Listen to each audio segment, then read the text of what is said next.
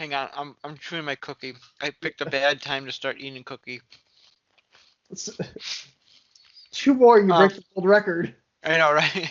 Keep going. Nom, nom, nom.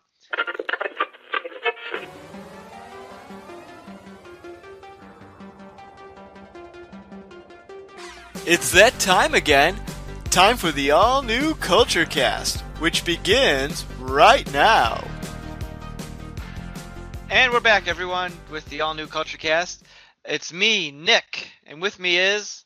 Cousin Charles. And tonight... What's We that? didn't mess that up. I was going to say, we didn't mess that up. It's tougher to mess it up when there's only two of us. Yeah. But, tonight we are talking about the brand new premiere of the latest CW superhero show, Superman and Lois, which just came out as of this recording last week. So probably by the time this episode goes up, the second episode would probably have aired. But we haven't gotten that far. So we're just talking about episode 1, which is a 90-minute special because they needed to fill time because Flash shut down due to COVID. The entire entertainment industry collapsed due to a virus, so we got to fill in spaces somewhere. Although, which is interesting, I don't know if the show was going to premiere as a 1-hour episode. I don't know what they would have cut out because I feel like it was 90 minutes, like, well spent in terms of like story and development. Like every scene kind of mattered, I guess.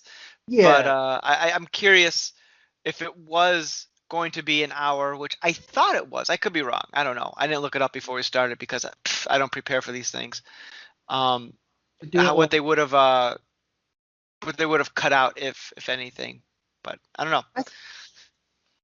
I think you probably because it was very well. I think they probably could have gotten it down to an hour if they just cut back on all the commercials. Because well, yeah, but CW is not going to be like, we're going to do this commercial free. Yeah, they gotta make their monies. Gotta make that cheddar.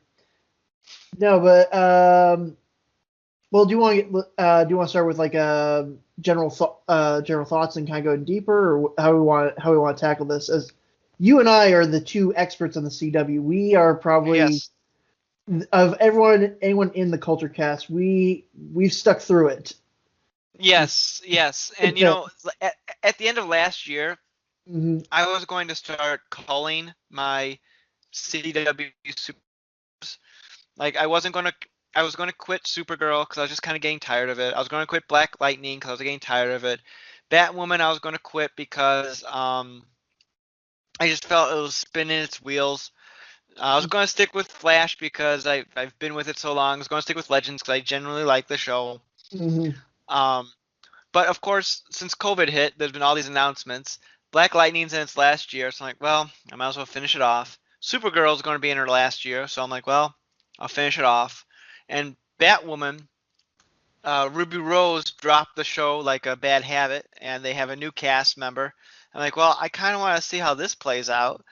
And I gotta say, I'm enjoying Batwoman a lot more this year. I think it gave them a creative shot in the arm. Although I wish they would just. Have you been watching Batwoman? No. Because you hate women? Well, there's that, but I have a very, the older I get, I'm starting to discover I have a very finite free time, and I can only maybe save a handful of superhero shows. I 100% agree. Like, there's just too many to keep track of, but oh my god. Because COVID is like staggering the release of these shows, it's kind of like, okay, this is manageable for me. I can do this. But on this season of Batwoman, like the Ruby Rose Kate Kane character, some people think she's dead, but there's a lingering plot thread that no, she's really alive and she's a prisoner by this bad guy, and we got to find her. Which, let's face it, I don't think Ruby Rose is ever going to come back to the show. So, like, they should maybe they're just like hoping that she'll come back at the end of the season for like a cameo to do a proper like, all right, now you're the Batwoman. Yeah, they'll have literally a torch that they pass to it. Or is it just going to be a stock image of Ruby Rose? Be like, I have to go back to my home planet, and just slowly raises it up. out of frame. Yeah, right, probably. But like it's like, come on now. I don't know if she's going to be alive or dead, but just Ruby Rose isn't coming back. Stop trying to like make it seem like it, and just like definitively have her be dead. But I don't Yeah. know. We'll see. We'll see. But I'm enjoying the new cast member. I'm liking the direction it's going right now, so I'll stick with it for now. We'll reassess at the end of the year.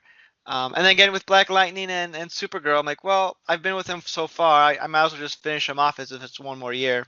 So I mean, I will say this, yeah, because I'm kind of in the same boat when it comes to the hardcore CW stuff. Like Legends is always my go-to. That's the one I usually make sure I keep up on, so I know what's going on. Because usually I end up having a good time with that show where I don't end up hating my brain doesn't end up hating itself.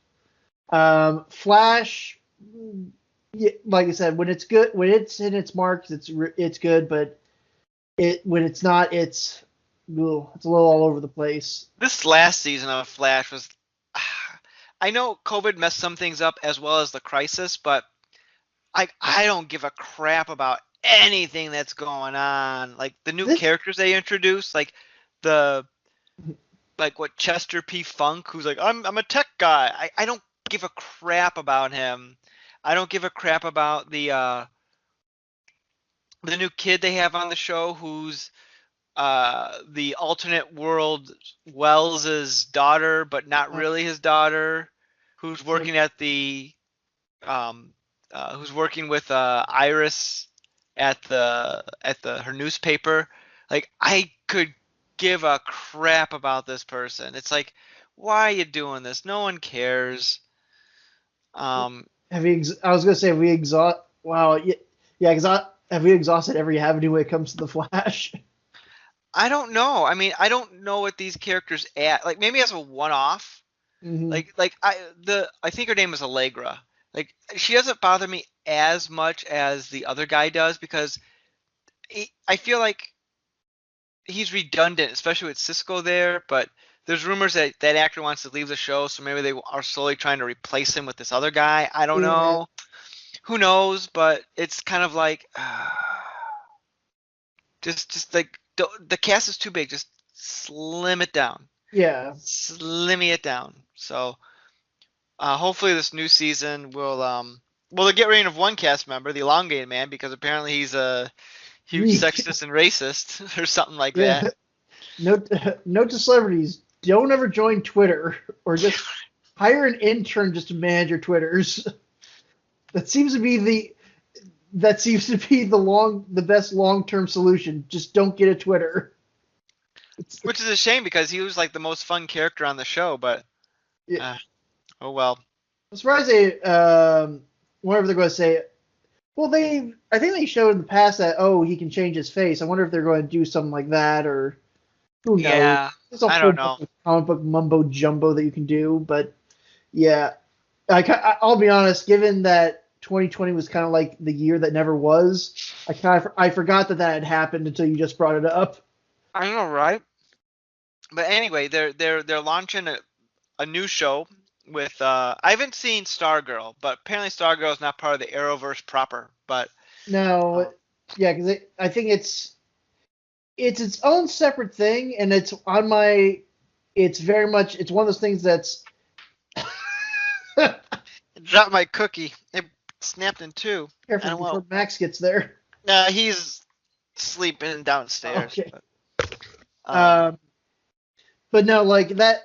Again, going back to finite time and only have for shows, like I want to get around to watching Stargirl because I've heard there's supposed to be some good things, and I think Superman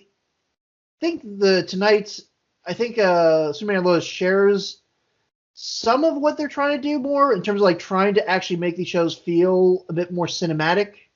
yeah, Superman and Lois definitely had a cinematic look to it. It kind of this sort of I don't know if like when they did Crisis on Infinite Earths, there was like a section of that special where like the entire show went to widescreen and like the camera it's a scene where Barry meets the Ezra Miller Flash. Right. And I was like, man, the Arrowverse looks a lot better when you just like, I don't know what they did differently. I'm not a cinematographer, so I don't know what the technicals are. I'm sure someone could probably tell me, but he was a lot smarter than me. But when they went into widescreen and just, I don't know if they were just a different type of camera that they used, but I was like, man, this show looks a lot better than it ever did, and and the same is applied to this, to Superman and Lois, where it's like it feels it does not feel like a CW show, but feels can only go so far, but Right. I can't tell if I saw the widescreen too. I was wondering. I thought Batwoman and Black Lightning um, were in widescreen as well, but I haven't had the opportunity to go back and double check that. But the Superman and Lois definitely looked much better, higher production quality. They pumped some, excuse me, they pumped some money into this. Yeah, no, because I know I know Supergirl, like in the last season, kind of got some meme-worthy attention because I think there was like some really bad effects. Like I think I don't know, it was like I think he was like fighting like a white Martian or something like that, but it just like looked really, really like Supergirl. I mean, no fault of the show, but Supergirl has tries to be a high-end production quality show, and the writing for the most part is there. It's ambitious, but the CW just doesn't allow for the budget for it. No, which is unfortunate because I think if they did give them a better budget, it would look a lot slicker. And maybe they will this year. I don't know. Well, it's kind of like I think at a certain point, like okay, they started off with Arrow, and they had the Flash, and then they added Legends, then they added Legends, then they added Supergirl, then Black Lightning. It's like there's only so many finite resources to go around in terms of like VFX. I wouldn't be surprised if like the head honcho of the CW came out and be like, look, here's $20, make a show happen. I wonder if because everything's been staggered with COVID, if they had a little bit more money to spend on these shows, like as opposed to spending X amount of money for like 5 shows at once. Mm-hmm. The production schedules are staggered out, so it's okay. You can have all the resources here. You can have all the resources here. And make an overall and better product. I don't know, or maybe it was just for the first episode to like hook people in, and then next week we'll go back to CW as I called last week. All these sets were made of wood and high-end materials. Well, this week now it's cardboard. Did you make this stuff? No, we had to take it down. Yeah, it's all matte paintings. Yeah. I saw. I haven't seen the original Justice League movie, and by original I mean the Joss Whedon version. But it happened to be on TV over the weekend. I watched a few minutes of it where Bruce Wayne meets Aquaman, and there's one scene where Aquaman, his back is turned, where he's going to jump in the ocean, and it was clearly a green screen, and it looked so bad. And I'm thinking, I'm pretty sure this is part of the original footage, not the Joss Whedon reshoot stuff. But it's like, oh my God, what the hell? Like this is like a multi-million-dollar movie, and you're just put in this. Like, come on, you have to do green screen better than that. Like, it looked like it was from like a sci-fi show from the year 2005, where it just looks off. It's like, oh my God. But anyway, that's another topic for another day. But yeah, so Superman and Lois definitely has a high-end budget. Now, I guess the question is, and we'll dive into this next, is that do the production qualities match the overall show in terms of writing and acting and all and story quality? I'm going to give a brief summary of what the show is about. Yeah, like because this is a different kind of Superman show, which I'm happy about. Because it's not Superman. I'm learning my powers. I'm going to be a superhero, and hi, Miss Lane. And you won't know I'm Clark Kent, and none of that, because that's been done so many times. It was done with Lois and Clark, which this series takes its title a little bit from. It was done in the 1950s, George Reeves show. It's been done in the cartoons. Smallville did a version of it where Clark Kent's a teenager. And so now this version, which in many ways feels like a spiritual successor to Smallville, is Clark and Lois have been together for a while. They have two teenage sons. One's athletic, one's moody, because of course. Yeah. Clark's mom dies, so they decide we're going to go back in the farm because Clark lost his job. Maybe Lois did. I don't know. Vague on that. And I'm going to be a farmer. And by the way, kids, I'm Superman. And they're like, you're a bad dad. And I'm like, oh, I can't connect with my kids. And then it's like, hey, one of my kids has powers, but it's not the athletic one. It's the moody one.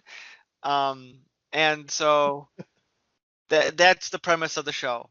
Yeah. And I have to say I like that because it's a Superman story that hasn't been told before.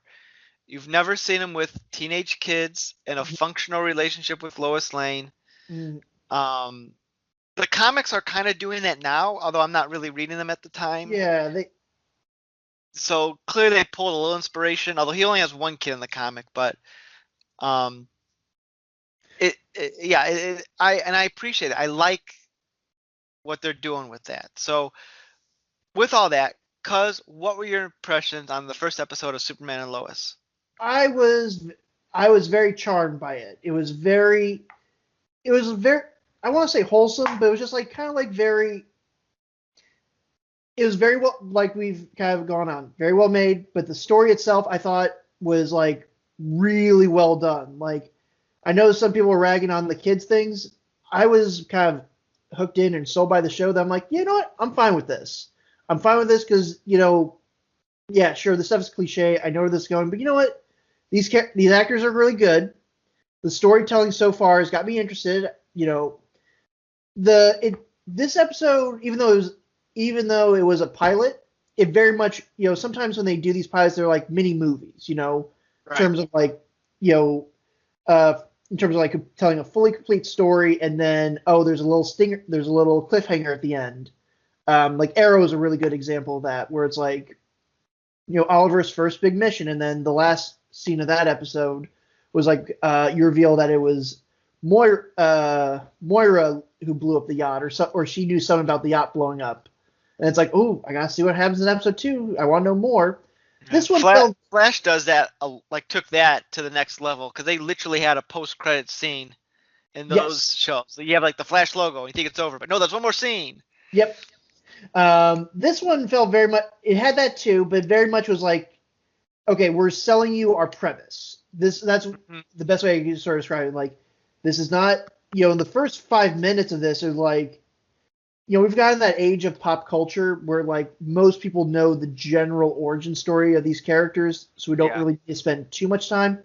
They told Superman's origin in 5 minutes, which was fantastic. Yes, like that was such a well done sequence. And can I say I loved that they used the old Fleischer Superman costume.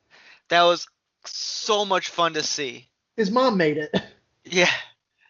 No, and the fact they used the little PT Cruiser as like like from Action Comics #1. Mm-hmm. Like I was like, oh, that's a nice touch. Like those are little things that I go, you know what? I see what you're doing, show. I always wondered if they were ever going to reference that again, because they did a direct reference in the movie Superman Returns where Superman's holding up the car in the same way, but it's a different scenario. Right. But it was nice to see that they still redid it, because one time you do something, you're like, are they ever going to touch on this again because it's been done? But they did it just enough. They didn't like pose or anything like that. It's right. It's just enough where it's like, okay, I recognize what they're doing. Perfect. And I think by that, and I think again, the whole backstory of the entire show, who Superman is, what his relationship is to Lois Lane, his relationship to his parents, all summarized in 5 minutes, and then you get right into the meat and potatoes of this thing.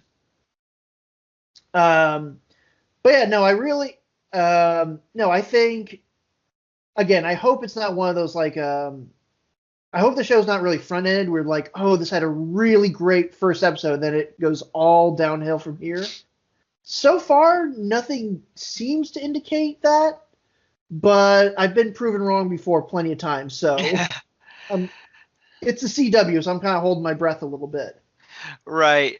Um, I agree. I like this from the get-go. The beginning sequence was great. I liked the setup for with all the kids. Mhm. I liked the uh,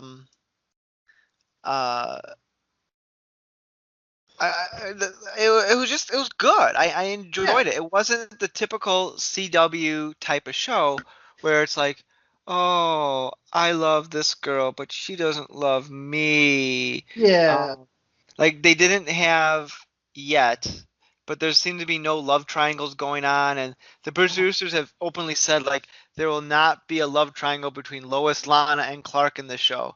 They will never do that. Did you? I was gonna say you watched Smallville more than me. Did they ever do that in that show? I'm Oh, assuming they did, but yes.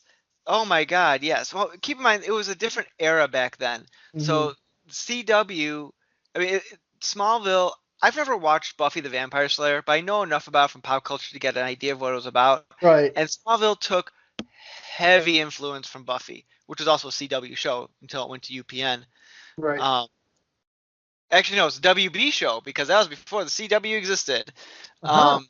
And then the CW and UPN combined. So there you go. But uh,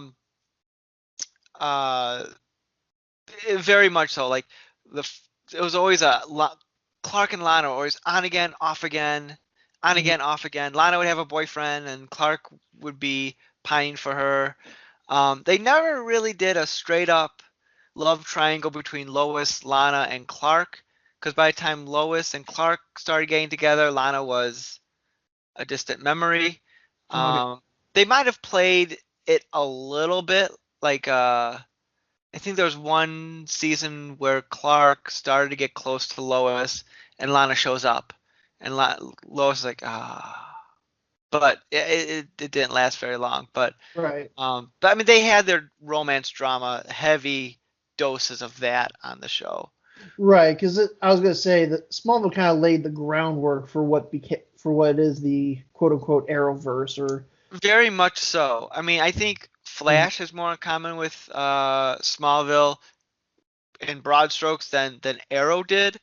But definitely so. Like each season had its own plot line with its own villain, Mhm. and it would be revealed over time and everything else. So, like one of the things I was impressed with Arrow was that in the first season Arrow, uh, they really didn't do the love triangle, although towards the end they did, which was kind of dumb. Yeah. But they like they didn't hold back. Like in Smallville, Clark was always, no one knew Clark's secret until like way late in the show. Like Mhm. in Arrow, all he had his whole allies within like the first couple of episodes. Right. Like when he told Diggle in episode 3 that he was the Green Arrow or whatever they were calling it back then, I was like, whoa, this show's not holding back. That's great. Mhm. Um, so Arrow definitely took its cues from Smallville, but also learned some lessons of Smallville as well. So, Yeah. but yeah, but this doesn't feel like. I mean, it feels CW, but it's not CW in the sense that there's a lot of romantic entanglements going on, which I'm sure the teenagers are going to dip into that. But it's more like family drama. The same way where I Yeah. originally liked Black Lightning at first because it was more of the family drama and less of the superheroes, and I like that. And this fits that niche as well, I Kind feel. of, kind of scratching that sort of like because that again that is Black Lightning's kind of on my list of shows I need to get around to eventually. Um, because yeah, I will say this. I think leading up to the scene where the kids go into the barn the first time, Mhm. I forgot that the Jonathan had like a girlfriend. Like I was thinking, oh no, are they setting up where like Oh, I was like, oh, they setting up a love triangle thing, but then I forgot that they showed like I think in the first scene where with him and Clark, he's like skyping his like girlfriend in Canada or something. I don't know. girlfriend in Canada. But I have a girlfriend. She lives in Canada. yeah, Um, but yeah, and it's clear that what's Jordan is Jordan and Jonathan. Jonathan's the athlete and Jordan's the weirdo, right? Yes, because Jonathan's the only one that I know it was named after when they introduced that Superman had a kid in the recent run of the comics. That was, I think, his name was Jonathan Kent. Yes. So, but I don't think, correct me if I'm wrong, I don't think there's ever been any character named Jordan Kent or anything like that. I don't think so either. Although I am curious because the comics are so convoluted. There was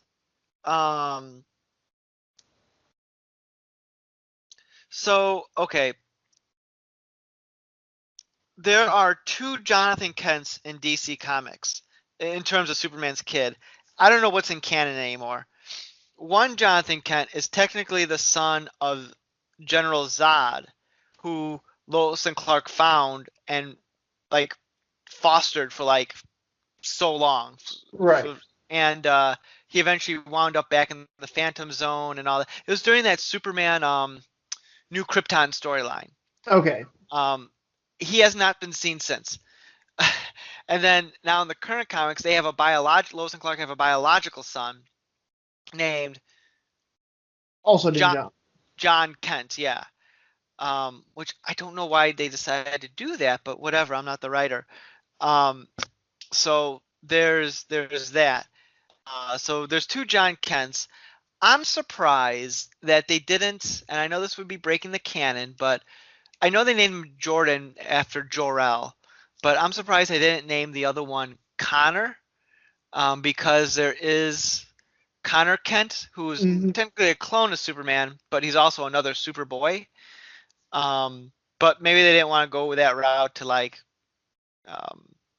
that locks them into a character, and this gives them more flexibility to do whatever they want. Well, I was going to say not to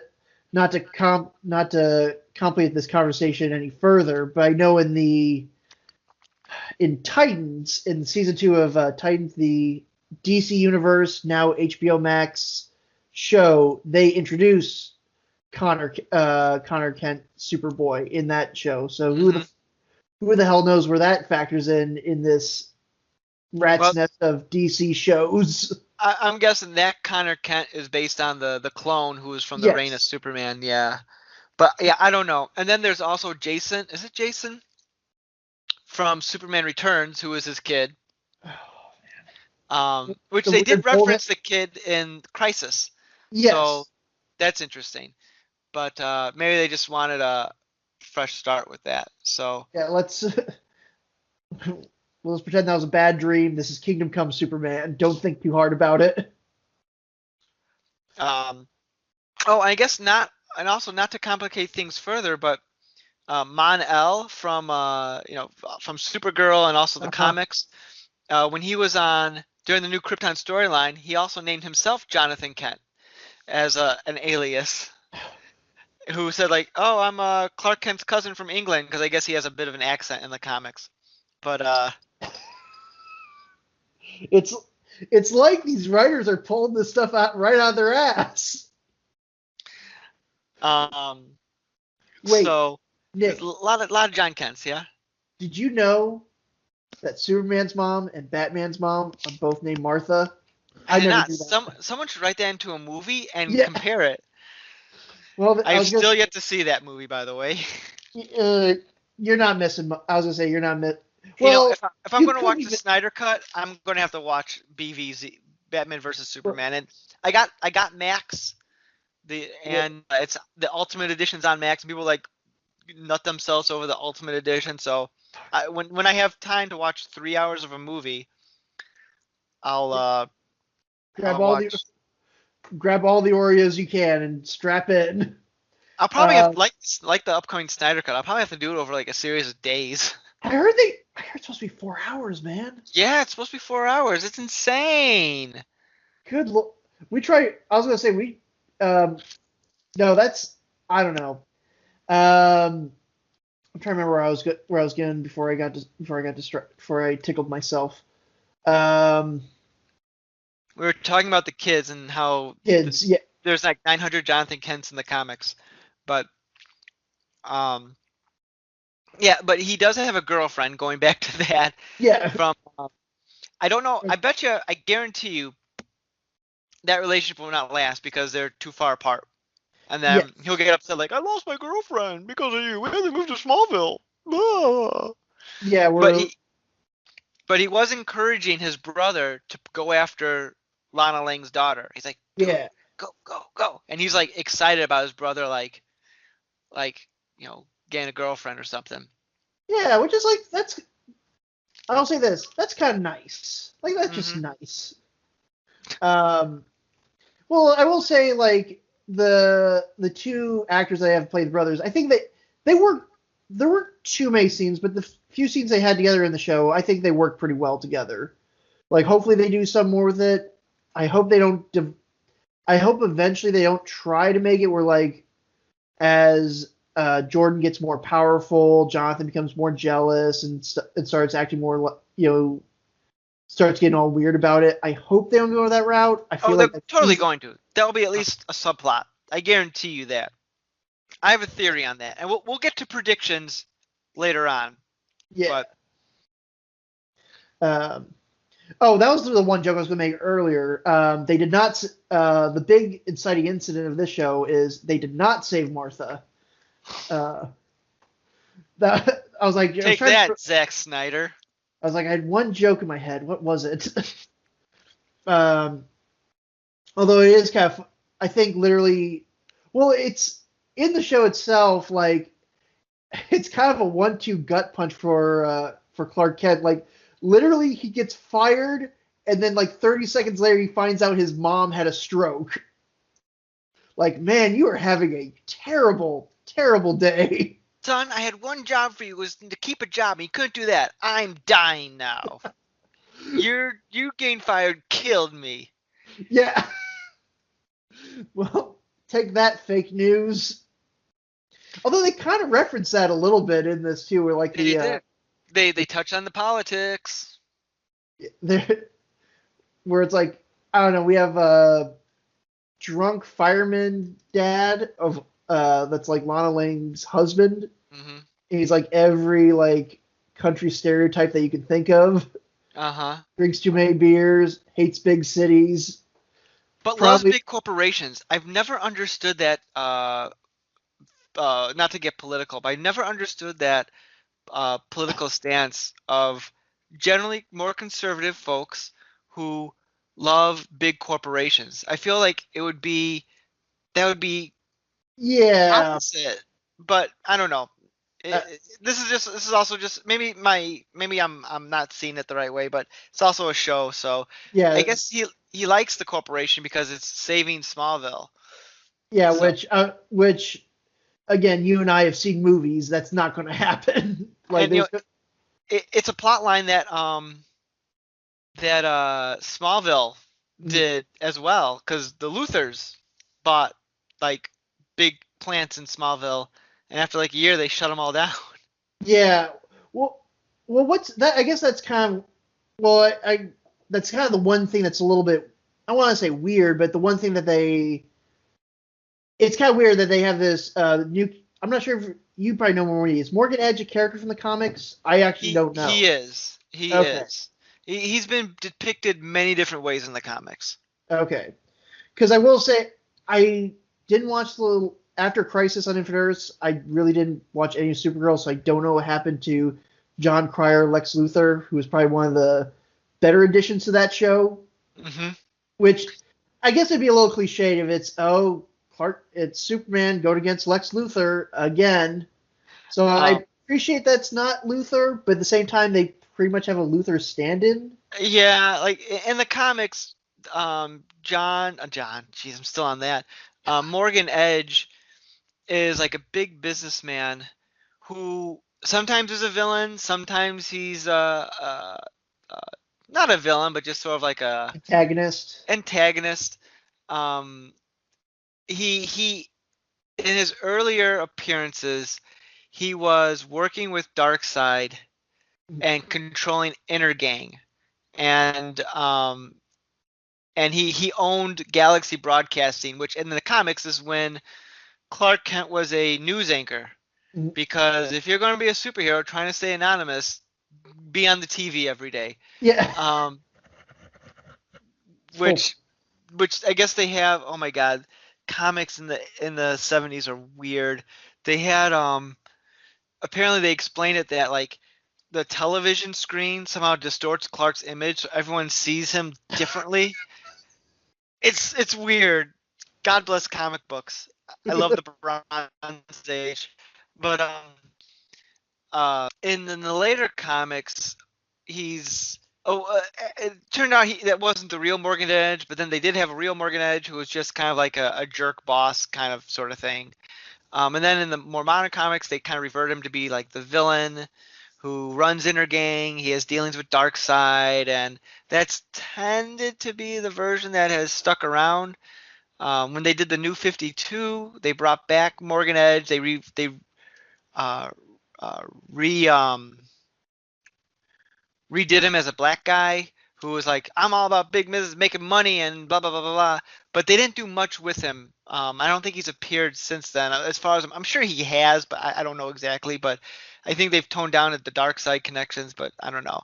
He was in Supergirl, played by Adrian Pasteur of Heroes fame, but as a minor villain. But clearly, Crisis probably changed all that because he was like arrested and uh, charged with all these crimes and everything. So Crisis.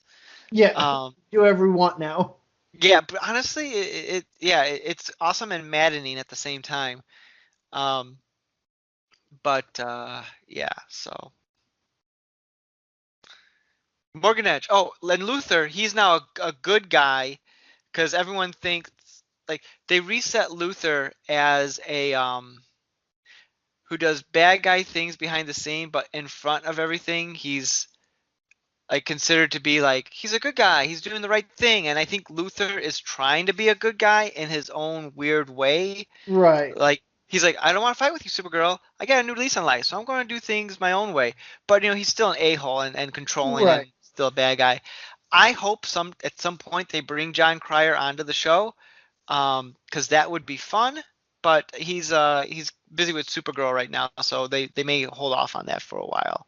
And that's but not to say they won't have a Luthor, and we'll get to that. Yeah, well, I was going to say that was something I did want to bring up. Again, one of the plus and minus of the show we'll talk about. I'll say is that very much it's a plus that's it feels very disconnected from the Arrowverse, but on the other hand, it's also like, well, is this part of that main continuity? Is it so and separate thing? Because it's like you would think like in terms of like that's been one of the crowning achievements of the CW. It's like, oh, we've been able to have this multi-show universe where all these characters technically exist on the same plane of existence, which is fun. But then in this show, it's like I can get maybe we can't get Lex Luthor. That's fine. But you would think at Martha Kent's funeral, you would think Supergirl would show up. I did think about that. Yeah, I was like, I get it. I get it. We don't need to have Barry Allen. We don't need to have all these guys showing up. It's like, I get that. But you'd think at least Kara Danvers would show up, be like, at least just for a quick cameo, and then she's like, oh, I gotta get back. Peace. Like that's the one thing that's a little odd. Like I don't know if they're ever going to fully address it or fully do more references. I'm glad that they didn't, at least in this episode. I think two things with that. One, maybe they just didn't want to distract and just focus on that. Because if Kara's there, like she could also be someone else Clark could talk to about his kids having powers. Right. And maybe if we don't have her in the episode, we won't need to worry about that right now. And two, it could also be the fact that a scheduling issue. Like maybe I know Melissa Benoist just gave birth, so she may not have been able to be around for that, or she would be. It'd be like, hey, Kara, you got a baby bump going on there. Yeah, what's going on? Or well, I was going to say, given the way COVID's changed entertainment, I'm surprised it was reduced to like, oh, it's a Skype call from Kara coming in. Right. Although I did hear, speaking of that, I did hear that any uh, crossover connections, even just one-offs, were probably not going to happen this season because of COVID. I guess the only character that might be jumping around would be um, Diggle, and that's only because he's not on a show anymore. He has that Right. flexibility where he's not like in one Right. place. So Which, given where they left that that character off, it could be interesting if done right. That's the one thing I will say. A lot yeah, of again, we have characters with fantastical powers. You need to have effects to kind of match it. Otherwise, it'll look really, really, really bad. I guess he's supposed to show up on one of the shows, and they're allegedly that's the rumor going to address that, but I can't remember which show it is. Oh, Legends. Probably Legends, if I had to guess. Okay. I will say, I think both of us were impressed by the effects they were able to pull off for a CW show. Mm-hmm. Although there was one part that made me laugh out loud in terms of like how bad it looked. It's near the end of the episode where Superman fights Doom Guy. Is a lot of people have been because he looks. I don't know if you've seen the recent Doom reboot that they did, but very much whoever Superman's fighting at the end. Oh, like he looks like the guy in the Doom suit. I can see Yeah. that. I haven't heard that one yet, but yeah, Okay. I could see that. There's like one portion of that fight where they're like they're clearly like the actors are clearly like holding on to each other, and there's a green screen around there. It looks like they green screen space, and they're like blowing a fan or something. Like it looks so bad. Like it looks just like, oh my god, this is terrible. I mean, it's only just that little bit. The rest of it, I mean, again, CW standards, so you kind of got to lower them a little bit. For CW standards, looks pretty good in terms of like, this is how Superman would fight someone. You know, of course. Oh, they're flying over the city and then over continents and stuff like that. Like, that's fun.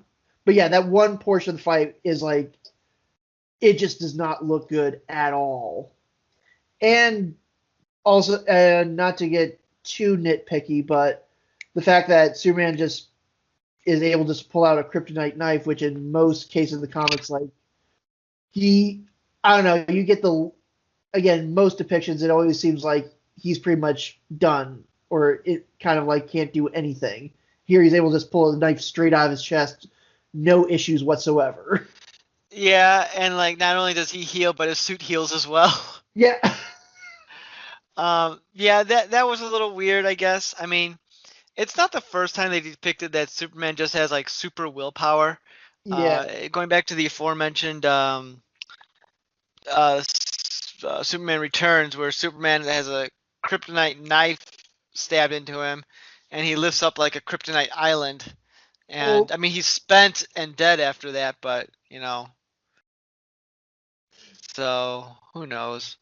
Honestly, if that's the worst thing in this episode, I'm fine with that. It doesn't yeah. bother me that. That was like my only like criticism. And I remember because I was that was like really stood out to me. I'm like, oh, that does not look good at all.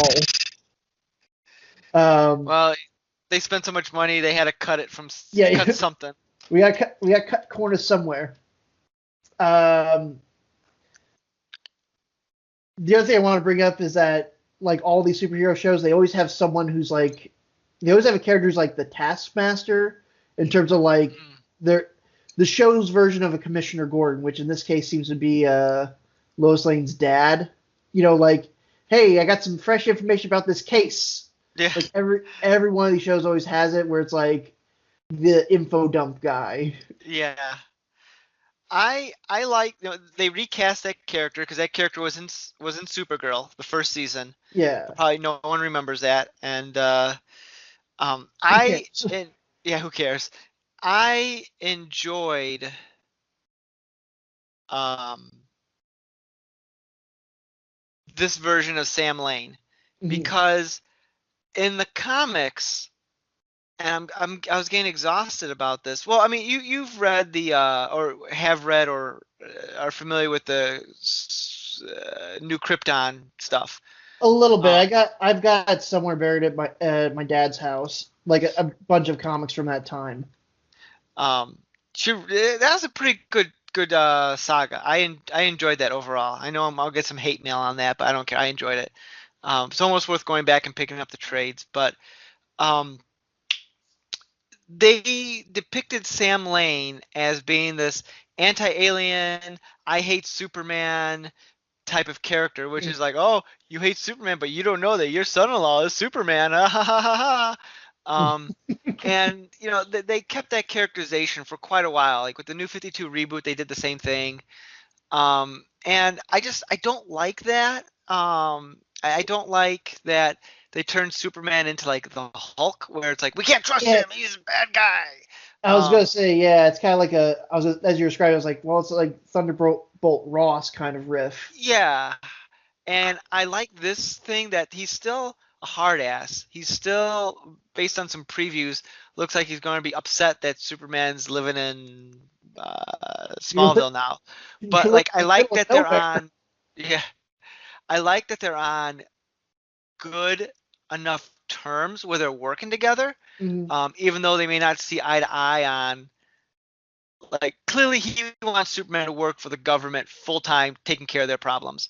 But at the same time, they like respect one another. Like, I like that little bit where they say like, well, we stopped the thing, and that's good. And he's like, so I'm thinking about taking the kids fishing. Do you think Jordan will want to come this time? Like I like that. That was that was good. Yeah, because it adds a lot of humanity to it without feeling like, oh, we got to talk about this science mumbo jumbo and how to figure out this impossible problem that in reality no one could actually do. Like, oh, we stopped that nuclear reactor from blowing up with 30 seconds to spare. It definitely was like a really nice moment, which hopefully, again, I feel like a lot of this episode we kind of put like little asterisks, like hopefully we're proven right, because it's like it very easily could probably go down that road. Hopefully not. I like the conflict that they sort of have, where it's like kind of like, again, going into like parenthood and stuff like that, because it kind of makes sense. Like he's a military man. Like, hey, I'm focused on my job more so than family. So it's like different viewpoints, and I do like that. And again, going to one of the strengths of the show, I like that seems to be the main conflict of this show, is like kind of like, again, how do I balance being Superman with being Clark Kent? And can I make these two different sides of my life work? Which I think I feel like the beginning of season 3 of Supergirl tried doing something similar, where but I think I feel like they might be able to actually stick the landing this time. Yeah, Supergirl season 3.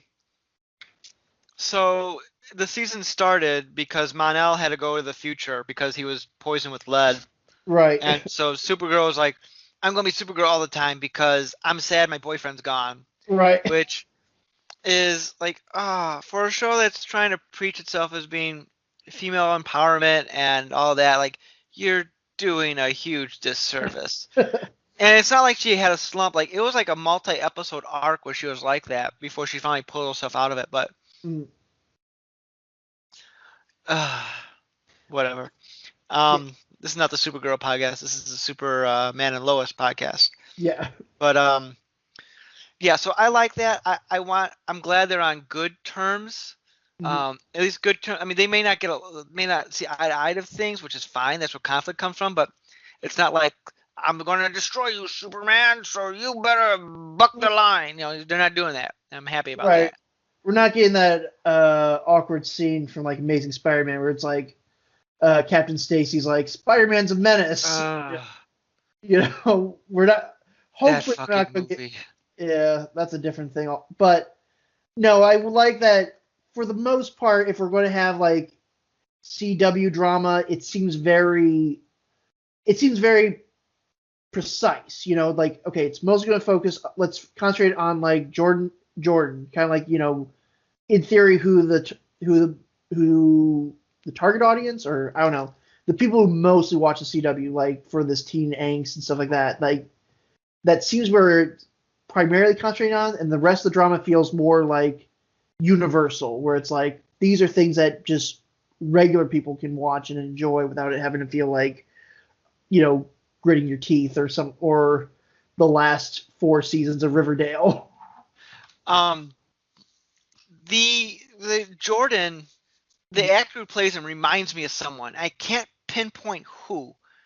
Um, but when I looked him up online, I didn't recognize anything he was in. So I don't know where he must just have one of those faces.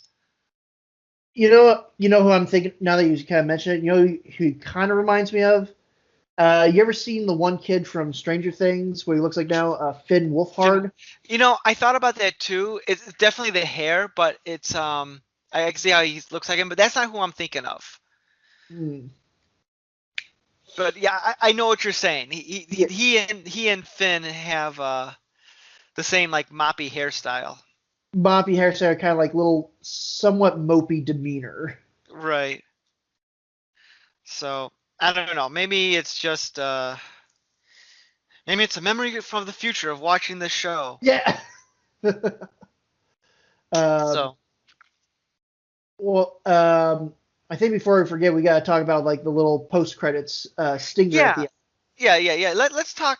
Let's go into that. Let's talk about first that, and then we'll lead into like predictions of what we think Okay. things might be going. Um, so you want to talk about the post-credit stinger? Yeah. It So after Superman tells his family, "Hey, we're moving to Smallville, and you boys better learn how to plow a tractor," it cuts to Doom guy flying back to his ship. There's some AI voice saying something like, "That was the last of the kryptonite." He's like, "Don't worry, I'll get more. I hope you're right, Captain Luthor." Bum bum Dun dun bum. dun. But it's clearly not Lex, because I think it's like a African American. We don't see his face, just see the back of his head. He's It's a he's a black guy, which is right, why I hate this show because they don't. It's too woke. It's yeah, too woke because Lex Luthor's white in the comments in the comics. He should be white in everything. So I hate this show, and I'm going to refuse to watch, but I'll comment on every discussion board post. I'll comment on every YouTube video about how it's so woke. This should be called Super Woke and Lois. yeah. Well, Just for the record, I don't care if they make this version of Lex Luthor black. it, It's fine. I think it's it fine. and most likely I kind of have an idea of what they're probably going to go for, but Tell me. I'm, I got my uh, theories too. okay. My theory is, I'm assuming you've read Superman Red Sun, right? Yes, years ago, but yes. Yeah. So I think in that they kind of said, that whole setup was like, oh, everything's a time loop where Krypton is actually a very future version of Earth, and the Luthors eventually become, I think the Luthor line becomes like the Superman. Mon-El, right, the Superman line. I think they're doing something similar where it's um, a descendant of the Luthor family. Um, I think at some point something that Superman does that will affect the future, and I'm assuming future Earth is screwed. Like it As just it usually is. right, screwed, gone, whatever you want to call it. And this future version of Lex trying to go back because if I kill Superman, it'll change the timeline or something like that. Um, that's why I think they're going with it. Where this is a future version of this is a future Luthor. Our present day Superman does something which will inevitably either Superman or he thinks it's Superman, but then it'll turn out to probably be one of his boys that actually does something that ruins the Ah. future. Twist. If I'm not right, Interesting. yeah. Cause that's Did you ever read Kingdom Come? Uh, yeah. I feel, yeah. No, I have. I think I rented it from the library once. Yeah. In there, it takes place in the future, and Mhm. Superman kind of retired because, among other things, there was a tragedy in Kansas that he was unable to prevent. Right. And that storyline was picked up in the mainstream comics by a character It was either Magog or Gog. I can't Okay. remember. There are two characters called that. I get them mixed up, so whatever. But regardless, this character was traveling back in time like once each day to kill Superman again and again and again and again until he got to modern day because his family was killed in that destruction and he blamed Superman and blah blah blah. Okay. I want what you're saying kind of describes this storyline in a certain aspect. So it's interesting. They could be pulling, if you're right, they could be pulling from that as well. Um, my theory is it's a Lex Luthor, but it's a Lex Luthor from a parallel world. Okay.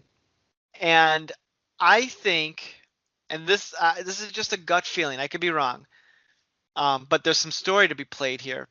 Mhm. I think that he's actually a good Lex Luthor. He Mm, comes from like DC Comics call it Earth 3, where he comes from where all the heroes are good guys, all the heroes are bad guys, all the bad guys are heroes. And his world was destroyed by evil Superman and the and crime and syndicate. the crime syndicate, yes. Yeah. And after the crisis, he was somehow ported to this world and he's like, "Well, I have to stop Superman because he was bad in my world." Okay. That's my theory. The only thing that goes against it is the fact that um, the other shows has established you can't have two of the same character in the same world. They'll combine. Okay. So maybe there's something else at play. If or maybe it's like he's different enough that he's not merging. I don't know, but or they're just going to ignore that altogether. Uh, it's a CW. I'd probably go with that option. They're just going to ignore it altogether. Um, but that's my theory, and my theory is partially based in some rumors I've read prior to the show, because I knew that mystery character was going to be a Luthor. Like that was Okay. spoiled for me. Um, so, and I thought I read somewhere that the fallout from Crisis was going to affect this show as well. So that's my guess that he's going to be a good guy version of Luthor, who's going to seem like a bad guy, Mm-hmm. and he's either trying to stop Superman from becoming a bad guy, or there's another threat coming. Right. Or he's see. Okay, that's not. But that's not. That's pretty good. Okay. I mean, I would be down for if either one of our theories are correct. And Your theory plays more into the family storyline, mm-hmm. because if it's his kid that causes the problem, then that ties it kind of all together. Mine doesn't as much. So I like your theory a lot. If I'm right, I want my check from the CW. Cut the check. Yeah. Um. So, let me add to your theory. How about this one? Okay. Not only will it be the kid that Mhm. causes the problem, but let's say this bad guy Luther, does something to Jordan, like he kills him or whatever. Right. But the future doesn't change because it's in actuality the other kid who causes it, Oh. which leads Okay. me which leads me into another prediction about the two kids. Jordan, of course, has powers. Mm-hmm. Jonathan does not. Mm-hmm. I think Jonathan's going to be a late bloomer. Yeah, like a season finale type thing, or where he like throws like a super punch, or has like his laser eye shoot out or something. Right. Okay. Okay. And I bet that they will play with like the jealous. I I bet after the first couple episodes, the rest of the season, Jordan's life is going to get better, and Jonathan's life, from his perspective, is going to get worse. And he's Yeah. going to be pissed that he can't be. He doesn't have powers. He can't be the quarterback on the football team the way he was in Metropolis, and Yeah.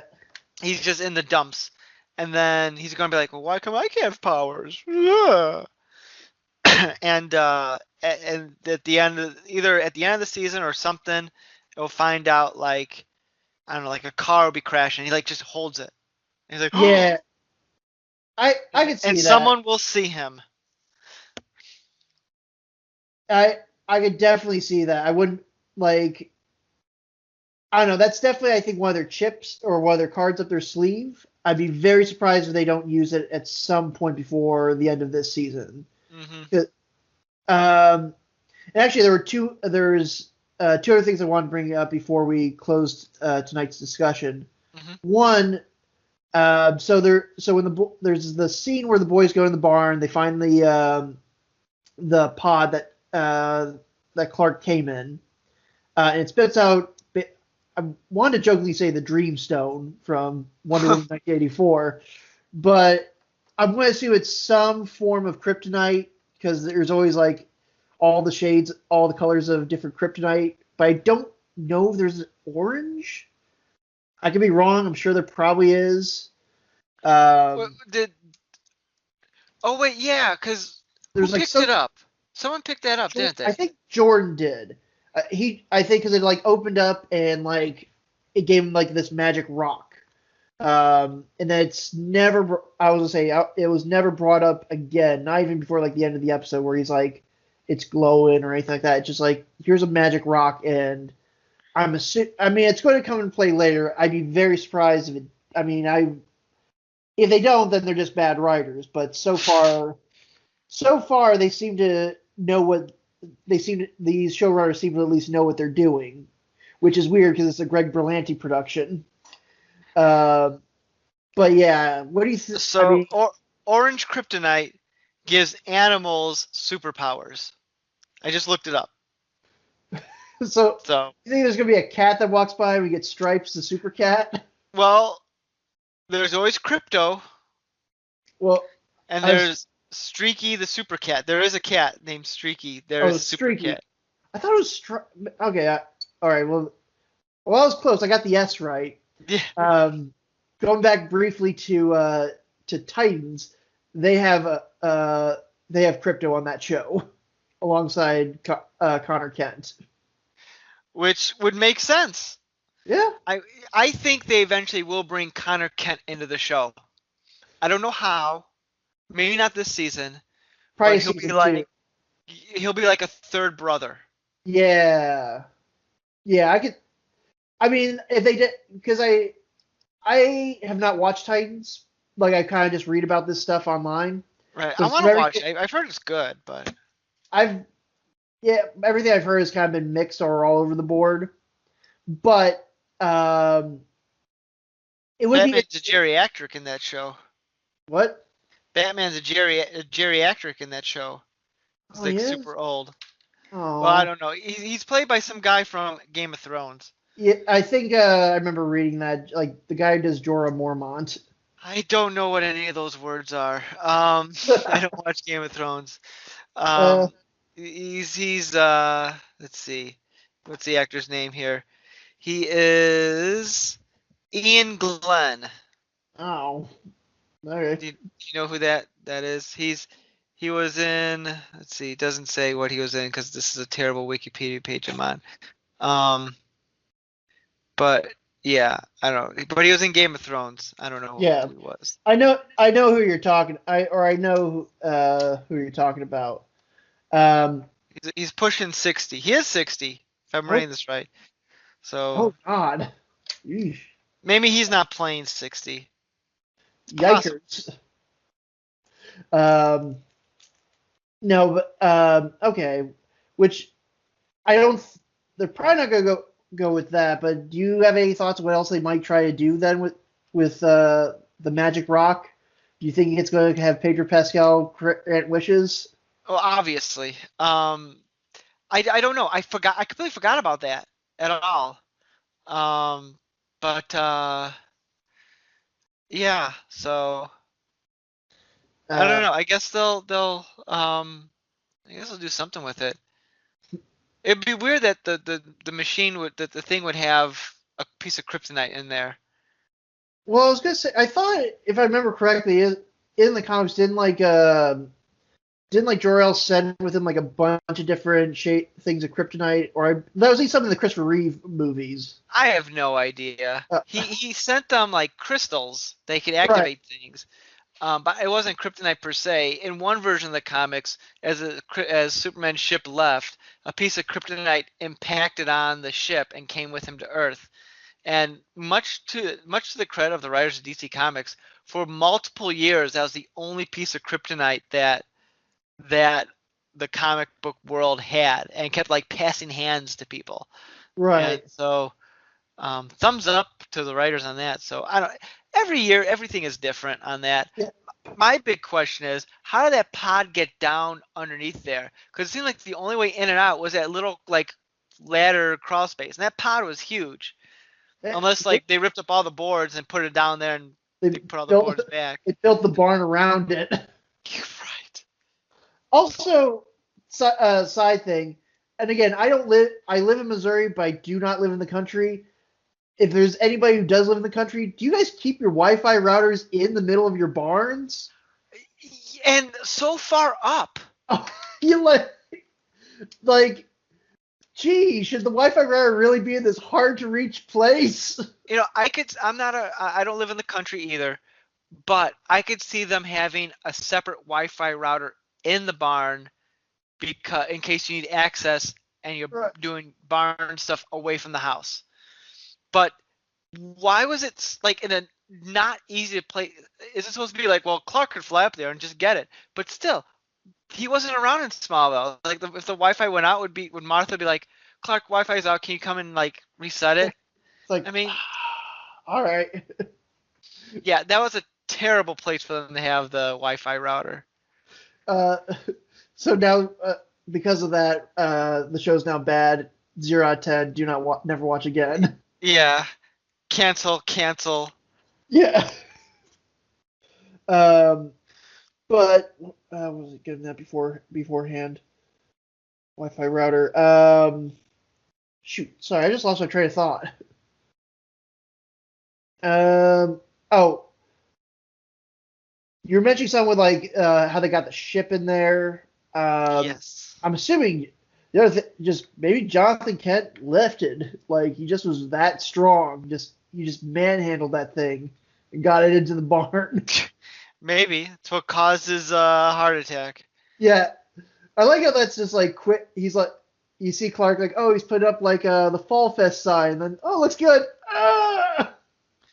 Like, I'll tell you how good it is. It killed me, Clark. See, everything that happens in Clark's life causes his parents to die. yeah, Loses his job, that causes mom to die. He put up the sign, causes dad to die. Clark just shouldn't do anything. just stay home, Clark. I will say, according to the Wikipedia page, there's going to be a character on the show called Chrissy Beppo, who is a go-getter journalist at the Smallville Gazette, who has a quote-unquote chance encounter that changes her life. I really hope that means that she's going to get she's going to transform into Beppo the Super Monkey. Ha! I don't know why else they would call her Beppo, because there's only one Beppo in the Superman lore, and that's the Super Monkey. Well, you said that's what the Orange Rock does. Oh, it's all connected. So Let me see what this actress looks like. I'm afraid if she's African American, they turn her into a monkey. That's gonna be problematic. yiker. She looks like she's Indian, based on the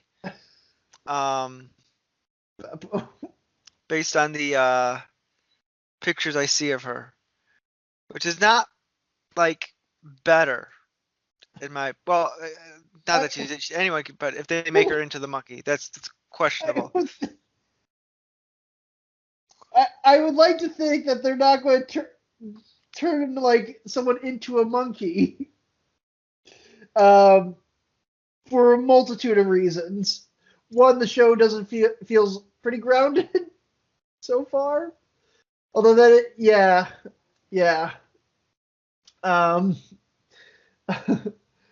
The one other thing I did want to bring up, mainly because, oh, hold on. Oh, rock and roll. Yeah, no, hey, that's how you know I'm hardcore, man. But the one thing I did want to bring up, mainly because Supergirl's been going on for at least 5 years or 5 seasons at least. Yes. It'll be Okay. in its 6th, I believe. Well, Science. and no, and the only, and again, I know that the CW probably didn't know. Oh, we're going to be able to make a Superman show eventually. But they used a lot of Superman's main villains in Supergirl. Mm-hmm. Like, I'm pretty sure every major Superman villain outside, I think, did Brainiac? I know Brainiac 5 showed up, but not like Not main. the original Brainiac. They had 2 versions of Brainiac on Supergirl. One was Indigo, played Okay. by Laura Vandervoot, who played Supergirl on Smallville, who is Oh, okay. generally considered to be Brainiac 8 in the comics, but they didn't call her that. Okay. And then Brainiac 5 showed up. Right. But they've not had Brainiac proper on the show. Right. Which They I was have just. Metallo. They have Metallo, Parasite. I'm trying to think who else. Those are the two that's like. I know there was like in the season 2 finale they had like a version of Zod appear. It was like Superman was like drugged or something like that. And he thought he was seeing Yeah. Zod, but it was actually Supergirl or Mon-El. I can't remember, but it was something like that. Lex Luthor, John Cryer. Those are the big ones, but those are like the main Superman villains I can name if somebody like went up to me on the street and said, "Name like as many Superman villains as you can." They had the Toyman. That's right. Okay, forgot about yeah. They didn't have the Prankster, I don't think, so they got that one. Yeah. But here's the thing. Here's the brilliantness of Crisis. They could bring all those characters back, and the stuff that happened previously doesn't matter. Well, that's true. Well, that's the other one. Mr. Mixapidlick. Mitsopidlick is the art because I know they did it. They had 2 versions of Mr. Yes. Because they had one that was like by a guy. Yeah, by a guy. Yeah, and then the other one was Tom Lennon, from Rio 911. Yes. But that was because that's like the only, those are the only major characters that I can remember offhand. Again, my research is top notch when I do these episodes. And there's nothing to say that they can't bring them onto this show. Yeah, I mean. But I think you may be right. They could just go with like, oh, Crisis happened. This is a different version. Right. Forget what you saw in Supergirl. This is the main iteration of this character going forward. Which I hope, which would be. Part of me is like, given how this feels so different from the rest of the Arrowverse, I'd be fine with that. Another part of me is like, well, you guys have worked so hard to build this sort of interconnected thing. Be kind of ashamed just to start, changing things just because it's easier. Right. Yeah, yeah, they'll come up with something. With a bunch of his villains. I'm sure there's lots of villains that maybe some more obscure ones who can get some screen time, like the Atomic Skull. Oh, they did the cyborg Superman. Yeah. Who doesn't look like Superman. Yeah, because he looks like he's John Jones. Yeah, I remember. Oh God, I forgot about that. I forgot they did that character because he says it really on like really. It was like really blatant, like I'm cyborg Superman. Yeah. Which is like then he like looked at the camera and winked. It's like yeah. Hank Henshaw, that was his name, Hank Henshaw. Yeah. Which what was the other thing? Shoot, there was something else that I was going to say, but I'm like losing my train of thought. I apologize. So they could bring Lobo on the show. Well, I was going to say there was that show again. Going back to too many superhero shows, was there a show like called Krypton or something like that? Or never watched it. There was. It only lasted 2 seasons. Yeah, but I know that was the one thing that they had. That show also had Brainiac, also had Lobo, and yeah. I think the only other character I remember hearing that was on there was Adam Strange. They And had I to think Zod was on that show too. yeah, but it was a complete again, like everything else, just I think no, I don't think it was the same actor, different actor I'm thinking of.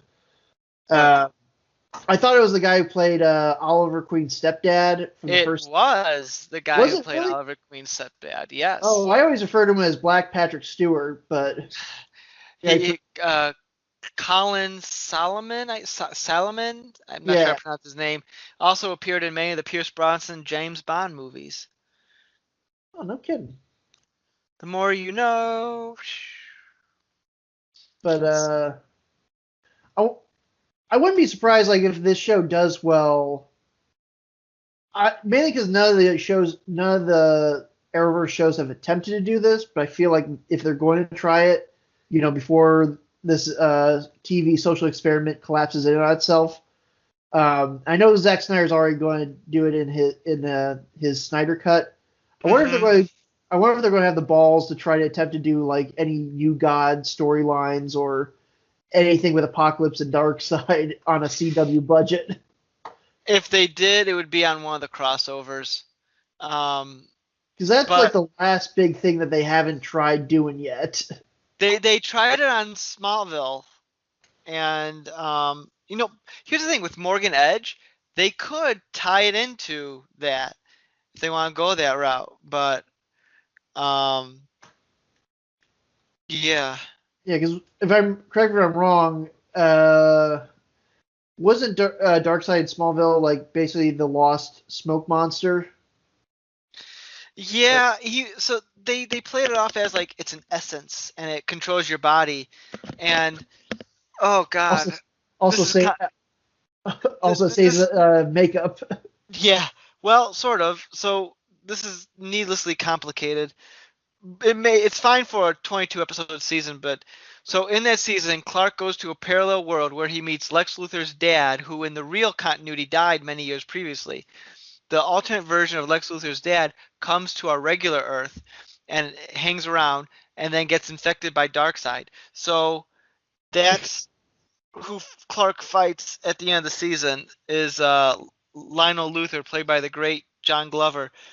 Um, and yeah, that's a thing that happened. But here's the thing, like they he's infected and he's walking out and he sort of is dressed in the dark side material. Like he has the same boots and like the makeup on him has like the weird sort of like Yeah. bony fragments, but it's also like not him. It's like a zombified version of him because he's being affected. Okay. And Apocalypse is like trying to crash in on Earth, and Superman flies up and pushes Apocalypse away back into like the portal that I was coming from. That's how he became Superman. But it's Nick, I think I just lost 20 brain cells listening to you describe that. I know. I mean, it's yeah. Yeah. Can that just be like the auto clip that they use when you go to Wikipedia and you ask for a summarization of Smallville? Yeah, right. Um, no. I don't know, I was gonna say, yeah, I think I've said everything I want to about Superman and Lois. You got any closing thoughts? I'm going to stick with the show. I'm sold. I'm going to follow through with it. And even if the show starts sucking, I'll probably end up watching it till it ends because I like Superman that much. He's my favorite superhero, so I'm happy with what they're doing. It's definitely a more positive version of Superman than, say, other contemporary versions of Superman that Yeah. are out there who are just make you want to slit your wrists. Take that, Henry Cavill.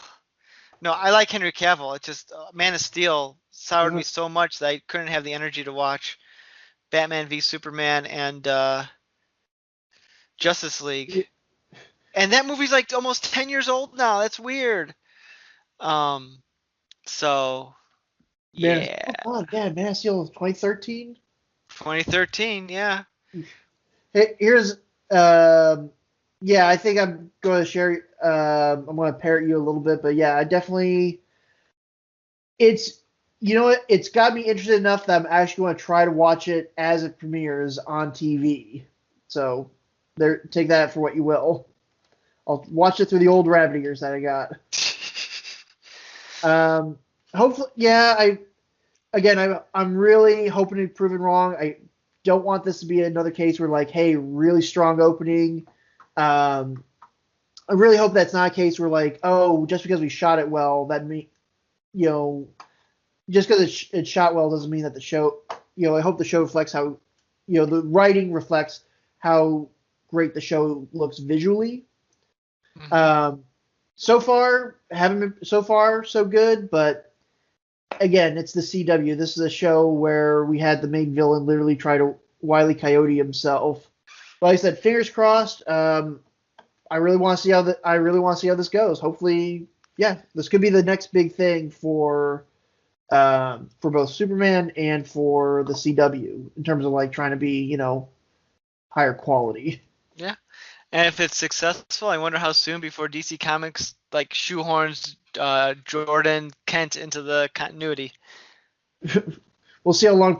Well, I don't know how long it takes comic book writers, but I'm sure they're busy at work of it, busy right now trying to come up with how to work that in. I know what they'll do. This ties back to my theory. There'll be an evil Superboy who they'll base on Superboy Prime, who's like a big villain in the comics. Boom. Cut my check, CW. I've solved your problems. Hell, hire us as writers. We could probably figure this stuff out in a weekend. Yeah. We'll have like 7 seasons and a movie all cranked out for you. Done.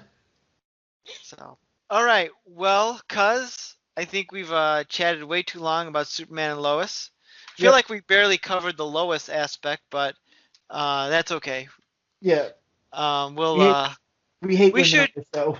we should at the end of the season we should come back to this and see how this developed, if our predictions were right or wrong, and just kind of recap season 1 of SNL. Yeah. Ah. See what I did there? I see what you did there. Clever, clever, clever. I made that. Sorry, internet. You owe $1 every time you use that. You heard it here first. So when someone says, "Did you watch SNL last night?" I'm like, "Are you talking about Superman and Lois?" And they'll be like, "No, you idiot." So, all right. Well, cuz let's wrap this up here.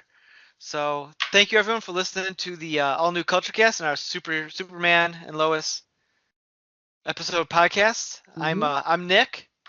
I'm Cousin Charles. And yeah, thanks for listening, and we'll see you next week when we talk about Twilight. Woo! You've been listening to the all-new Culture Cast. Check us out on social media. Drop us an email at nick.culturecast@gmail.com. We can't promise we'll read it. Theme music by Dana Vodovaz. Check out his work on YouTube with Vodovaz Music Productions. This has been the all-new Culture Cast, a saltwater production. Original material copyright 2021. Thanks for listening. Did you watch the last season of Riverdale? Thank God for COVID. No, I didn't have to finish it. Did you watch like all of it up until they stopped production? Yes. Well, you know what that means. We're going to have a Riverdale recap. Oh, God help us all. I'm going to need some whiskey if I'm going to deal with that.